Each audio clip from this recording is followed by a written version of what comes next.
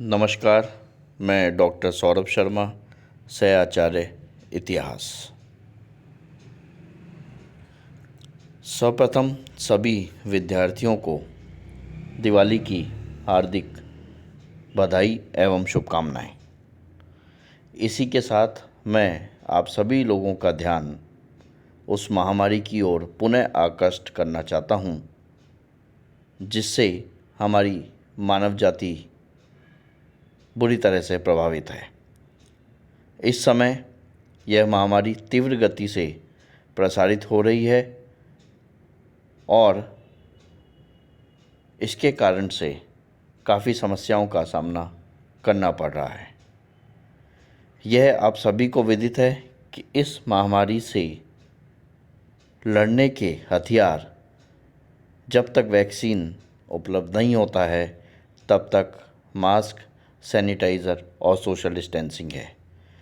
तो हमें इन उपायों का निरंतर और नियमित प्रयोग करना है और सरकार के द्वारा जो भी दिशा निर्देश दिए जाते हैं उनकी पूर्णतः पालना करनी है, जिससे हम स्वयं तथा हमारे परिजन सुरक्षित रह पाएँ और हमारा समाज सुरक्षित रह पाए। विद्यार्थियों, इससे पूर्व में हमने सिंधु सरस्वती सभ्यता के विस्तार एवं नामकरण से संबंधित चर्चा की थी। आज हम लोग सिंधु सरस्वती सभ्यता की उत्पत्ति एवं निर्माता के बारे में बात करेंगे।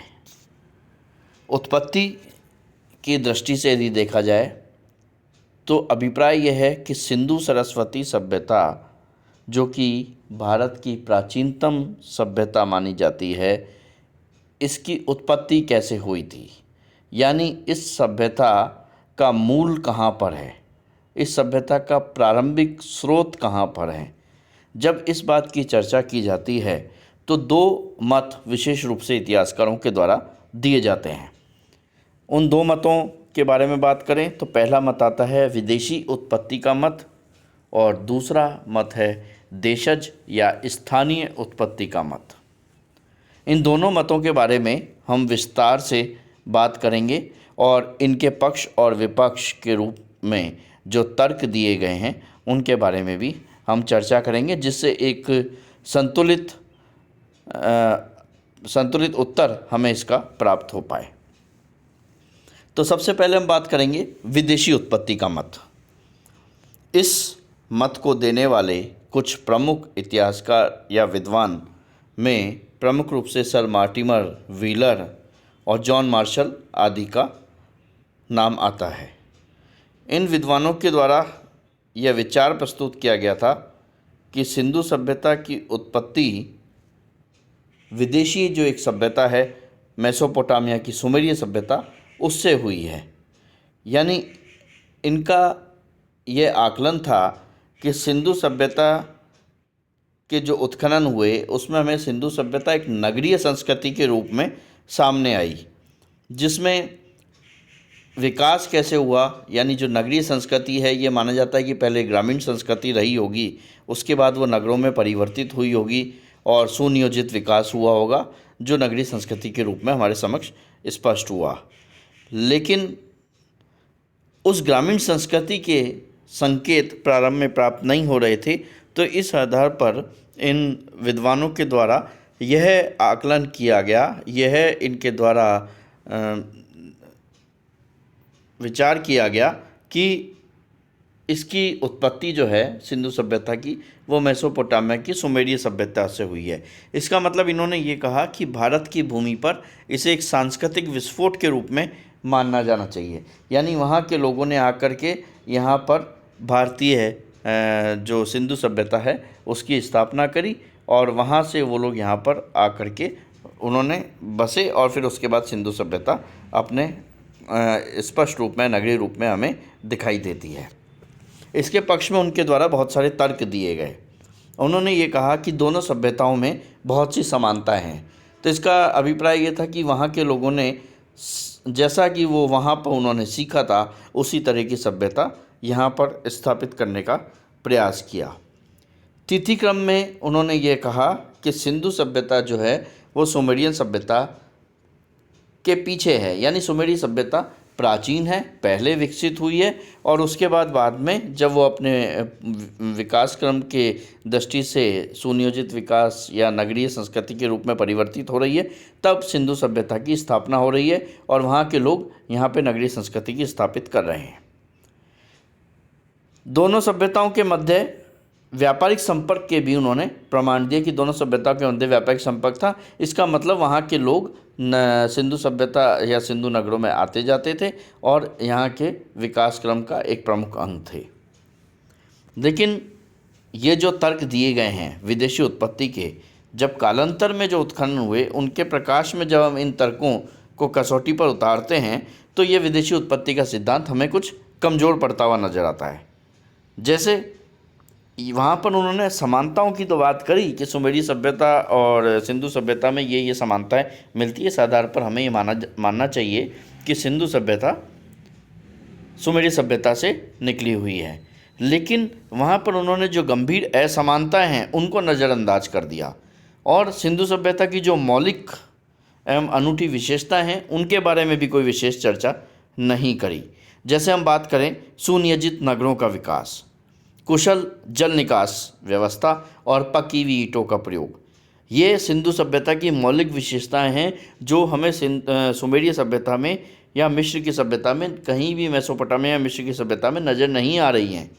तो इसका मतलब हम ये कह सकते हैं कि जो यहाँ की मूल जो मौलिक विशेषता हैं वो जब वहाँ पे नज़र नहीं आ रही हैं तो उनसे ये मानना कि सुमेरी सभ्यता से सिंधु सभ्यता विकसित हुई है वो थोड़ा सा प्रामाणिक नहीं प्रतीत होता है।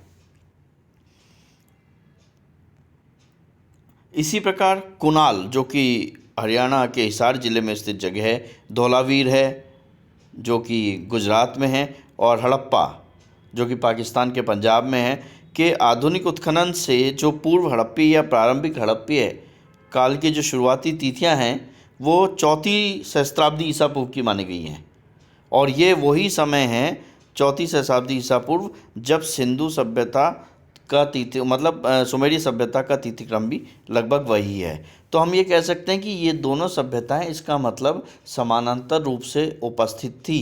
ऐसा नहीं है कि सुमेरी सभ्यता जो है वो सिंधु सभ्यता से प्राचीन है, ये समानांतर सभ्यताएं हैं, दोनों अपने अपने तरीके से विकसित हो रही थी। तो इस दृष्टि से भी यह माना जाना कि सुमेरी सभ्यता पुरानी सभ्यता है और उसके आधार पर सिंधु सभ्यता का विकास हुआ है, यह सही प्रतीत नहीं होता है। अब हम दूसरे मत की बात करेंगे।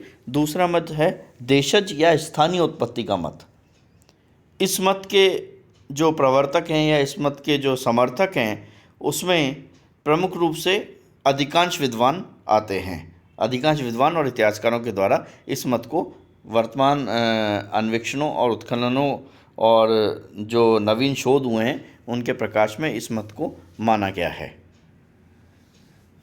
जो कालांतर में अन्वेषण हुए और उत्खनन हुए उससे हमें अनेक स्थलों से पूर्व हड़प्पीय और प्राक सैंधव ताम्रपाषाणिक ग्राम्य संस्कृतियों के अवशेष मिले हैं जिनसे हम प्रारंभिक सिंधु सभ्यता के प्रारंभिक बिंदुओं को इंगित कर सकते हैं। इन ग्राम्य विकास की जो संस्कृतियाँ, इन ग्राम्य संस्कृतियों से जो हमें प्रमाण मिले हैं वो सिंधु सरस्वती सभ्यता के विकास क्रम को रेखांकित करते हैं। यदि उदाहरण के रूप में हम देखें तो कालीबंगा तथा कोटदीजी नामक स्थलों से के पूर्व हड़प्पा स्थलों से रक्षा प्राचीर के अवशेष मिले हैं। ये वो रक्षा प्राचीर है जो ज़्यादातर पुरा स्थलों के हमें चारों तरफ मिलती है। इसी प्रकार बनावली के पूर्व हड़प्पीय तथा प्रारंभिक हड़प्पीय जमाव से सुनियोजित आवास व्यवस्था एवं दुर्गबंदी के प्रमाण मिले हैं।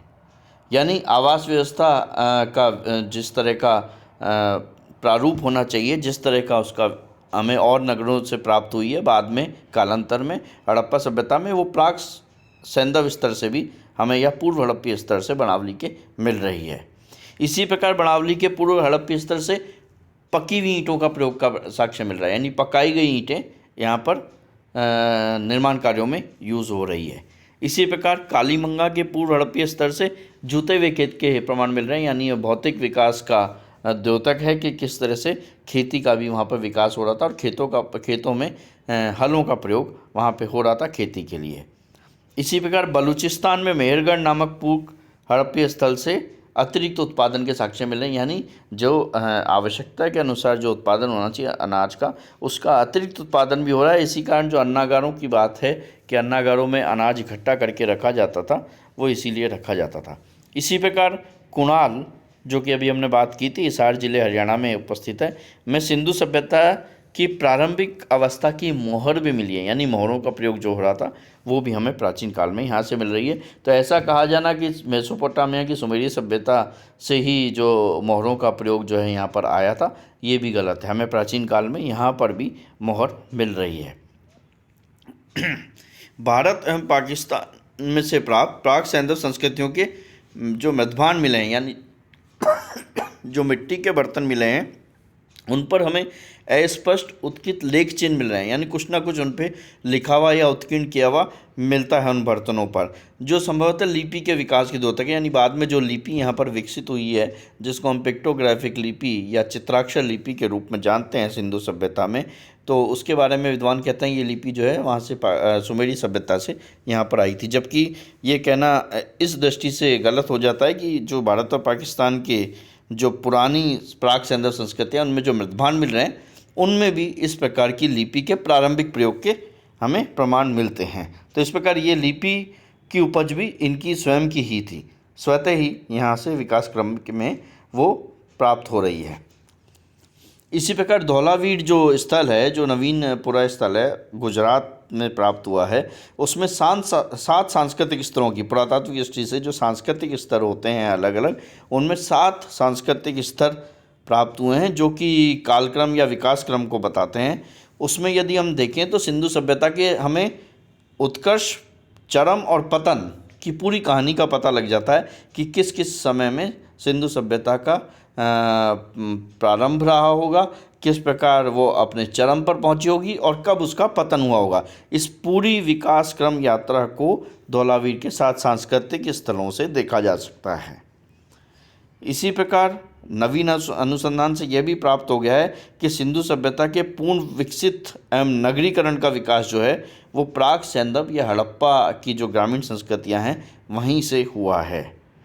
यानी सिंधु सभ्यता की जो जड़ें हैं वो यहीं की स्थानीय भूमि में है, इसका विकास स्थानीय है और प्राक सैंधव या हड़प्पा पूर्व संस्कृतियों से ही सिंधु सभ्यता का विकास हुआ है। और ये देशज उत्पत्ति है, यानी इसमें विदेशी उत्पत्ति के सिद्धांत की कोई बात नहीं है, उस सिद्धांत का खंडन हो जाता है और अधिकांश जो विद्वान हैं वो देशज उत्पत्ति को ही स्वीकारते हैं। ग्रेगरी पोशल नाम के जो अध्येता या इतिहासकार या विद्वान हैं, उन्होंने तो यहाँ तक एक इस संदर्भ में कोटेशन दिया है कि सिंधु सभ्यता भारतीय मेधा की ही अभिव्यक्ति है, यानी जो भारतीय बुद्धि है या भारतीयों ने ही इसको सिंधु सभ्यता को अपने विकास क्रम में बढ़ते बढ़ते एक सुनियोजित नगरीय व्यवस्था के रूप में स्थापित किया था। तो सिंधु सभ्यता भारतीय मेधा की ही अभिव्यक्ति है। अब यदि सिंधु सभ्यता के निर्माताओं के बारे में चर्चा की जाए तो निर्माताओं के बारे में चर्चा, वहाँ के जो नर कंकाल मिले हैं उन नर कंकालों के अध्ययन के आधार पर कोशिश की गई है तथा उससे पता लगता है कि जो वर्तमान भारतवासी हैं उसी तरह के नर कंकाल वहाँ पे प्राप्त हुए हैं। तो इससे पता लगता है कि भारतीय वो कहीं विदेशों से आए हुए लोग नहीं थे, वो यहीं के स्थानीय लोग थे और वो ही यहाँ पर रहा करते थे। नृतत्व शास्त्री हुए हैं कि रिचर्ड मीडोज़, उन्होंने सिंधु सभ्यता के कंकालों पर विशद अध्ययन किया था और उन्होंने एक निष्कर्ष प्रस्तुत किया कि यह मिश्रित प्रजाति समूह थे, यानी कई तरह के प्रजाति समूह के लोग यहाँ पर, अलग अलग नस्लों के समूह यहाँ के लोग रह रहे थे। 4 प्रकार के नस्लों का उन्होंने प्रमुख रूप से बताया जो लोग यहाँ पर रह रहे थे। उनमें 4 प्रकार के विभिन्न प्रजाति समूह थे। पहला था प्रोटो ऑस्ट्रेलॉइड यानी काकेशियन, दूसरा भूमध्य सागरीय, तीसरा मंगोलियन और चौथा अल्पाइन। ये ध्यान रखे जो जाने योग्य बात है कि कई बार ये प्रश्न वस्तुनिष्ठ या जो एक लाइन के जो प्रश्न आते हैं उनमें पूछ लिया जाता है कि प्राप्त जो सिंधु सभ्यता से नर कंकाल या सिंधु सभ्यता से जो मिश्रित प्रजाति समूह की बात की जाती है, उसमें कौन से 4 प्रकार के प्रजाति समूह के लोग यहाँ से प्राप्त होते थे। तो उसमें प्रोटो ऑस्ट्रेलॉइड, भूमध्य सागरीय, मंगोलियन और अल्पाइन, ये ध्यान रखना है। और कई बार यह भी प्रश्न पूछ लिया जाता है कि उनमें सबसे ज़्यादा किस प्रकार के लोग थे, कौन से प्रजाति समूह के थे।